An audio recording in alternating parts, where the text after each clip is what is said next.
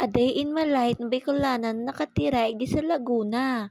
For today's video, ayan, ibahan nyo nga kami na magpunta sa Tagaytay.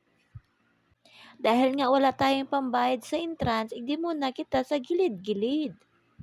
Pagkatapos nga namin magsimba, nagpunta na nga kami digdi sa Tagaytay. Mayo nga kaming pambayad sa entrance kaya hindi lang kami sa gilid-gilid. Kita naman ang view dito sa may Taal Lake.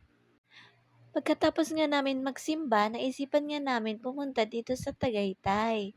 Malapit nga lang to sa amin kung familiar kayo sa Santa Rosa, Laguna. Medyo madilim-dilim na nga ng mga oras na yan kasi nga alas 5 na yan ng hapon. Tapos, pupunta sana kami sa People's Park kaso nga masyadong madaming tao at hindi na kami tumuloy kasi nga may entrance.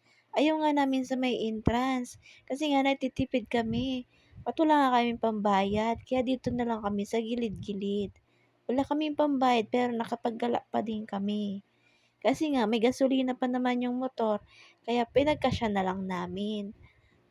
Sa mga katulad namin na makakati ang paa ay makakati ang kamay sa pagmumotor, gumagala pa din.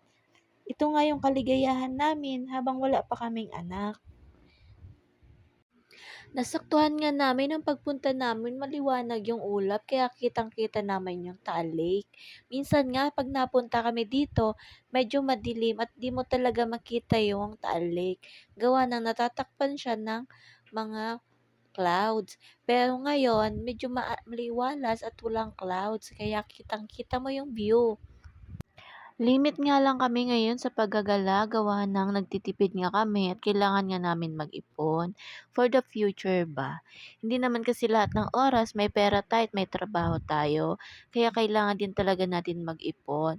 Hindi tayo pwedeng puro gala na lang te. Kailangan natin mag-ipon te at hindi tulad tayo ng mayayaman na anytime pwede maglabas ng pera. Pero tayo, kailangan pa natin pagpaguran.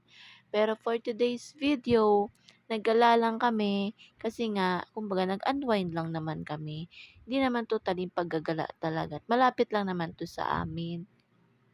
O baka makita ng mga kamarate, sabihin, pasarap sa buhay, samantalang yung pamilya na iwan sa probinsya.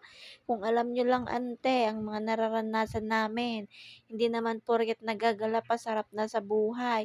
Syempre, kailangan din natin magliwaliw. Baka ma-stress ang person, mahagard pa, patulad pa sa inyo. Hanggang dito na nga lang aking voice over, kaya ayan, enjoyin nyo muna ang panonood ng view ng Taal Lake dito sa Tagaytay.